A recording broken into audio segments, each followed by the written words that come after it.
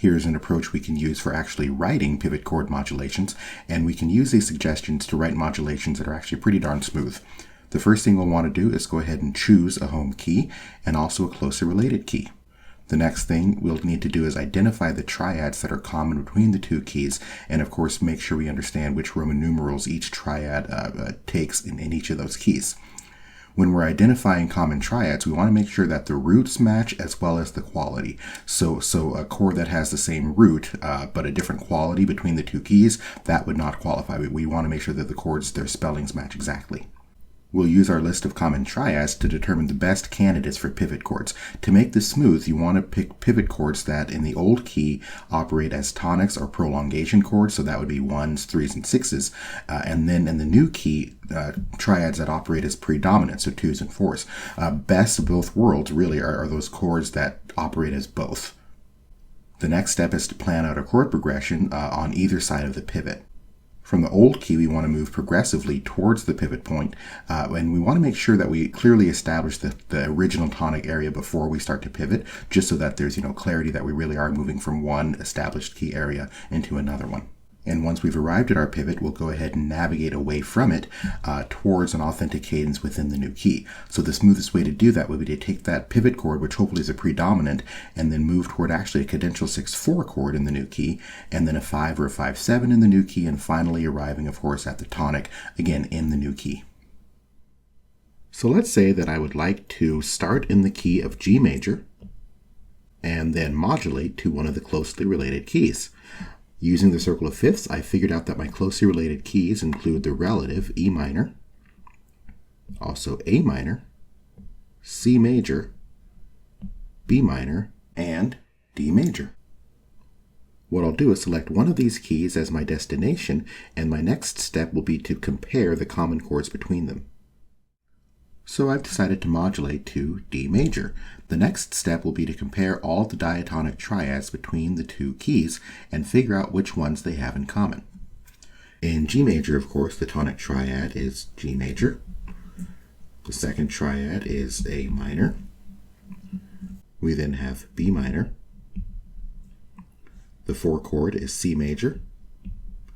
The 5 chord is D major.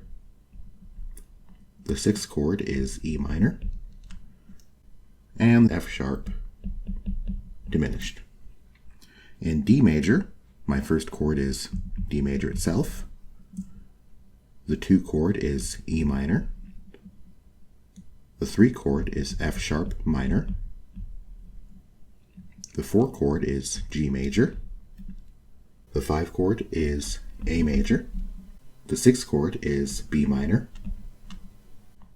And the 7th chord is C sharp diminished. Now, this step is critical. I want to go ahead and identify which of the chords they have in common.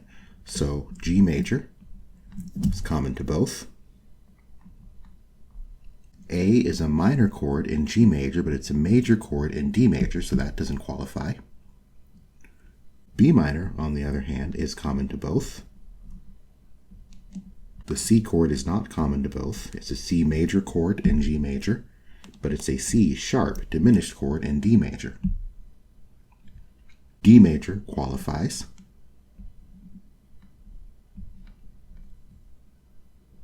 And E minor qualifies. So here I've identified the Roman numerals that apply to each of the common chords within each key. And I've reorganized those same chords in a way that just is a little clearer in terms of showing which chord serves which Roman numeral in which key. So this is a nice way of looking at things, and it kind of clears things up for me. One thing to keep in mind is that the chords that are going to be the easiest to serve as a pivot chord from the old key will be the ones that serve either a tonic or a tonic prolongation function. And the chords that will be the easiest as pivot chords in the arrival key or in the new key will be the ones that serve as the predominant function.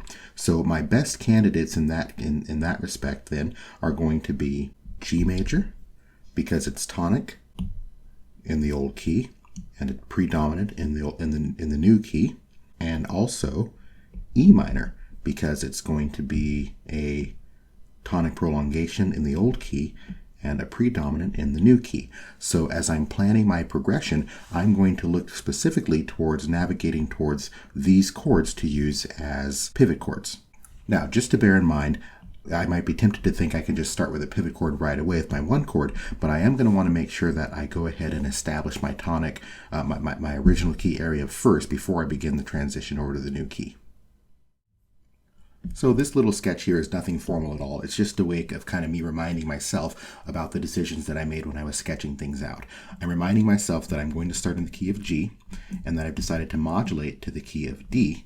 And I have this bracket here to remind myself that that modulation is going to be by pivot chord, and that the pivot chord I chose is the chord that serves simultaneously as a 6 in the key of G, while also serving as a 2 in the key of D. And of course, in this instance, that chord is an E minor chord. So that's just a way of, again, just kind of keeping my own head straight about what I'm getting ready to do. And it's going to help me out as I start to write in my progression itself. And you can see I've kind of copied that same information here, right? My starting key or my home key is G to D by use of a pivot chord, which will be a 6 in the key of G and a 2 in the key of D.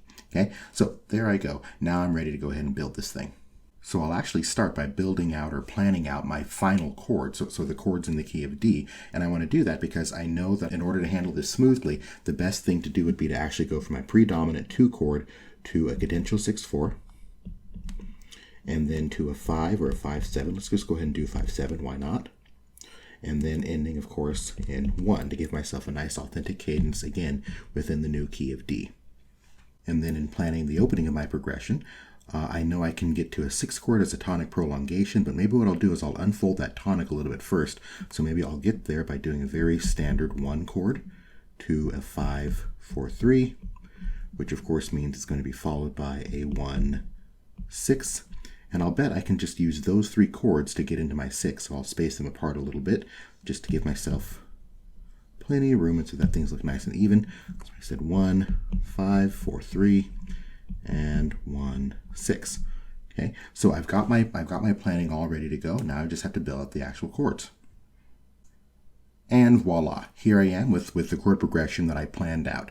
I've just kind of written everything in using progressive motion, but of course I planned for that, right? Expand the tonic, another tonic prolongation here, but that's also my pivot chord, right? Pivots into a predominant, goes into the area of the dominant, and results in a 1 chord.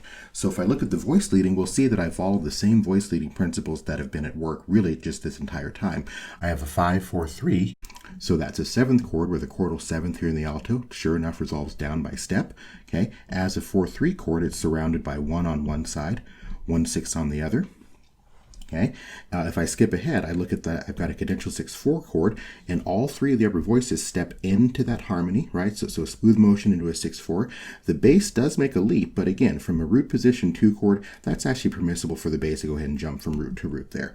So my 5/7 chord here, I've got this chordal 7th here, which resolves down. Okay, and I also want to mention each of my chordal 7ths in the 7th chord here, and the 7th chords in this progression are all approached smoothly, in this case by step. Actually, both of them happen to be in the alto. And because I ended up with a complete 5/7 chord in root position, that means that I've ended up with an incomplete 1 chord. So the voice leading, at least according to the principles we've talked about, appears to work. Let's go ahead and listen to this thing and see what it sounds like now that I've written in what seems to be a pretty smooth modulation.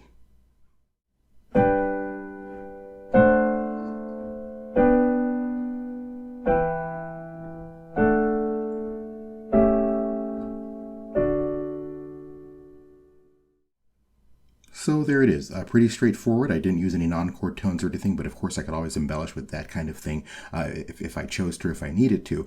But again, just a very simple way of unfolding a tonic area prior to beginning a modulation through the use of a pivot chord. Why don't you go ahead and listen to it again and see if you can kind of hear how this thing kind of does double duty. Maybe listen to it a few times.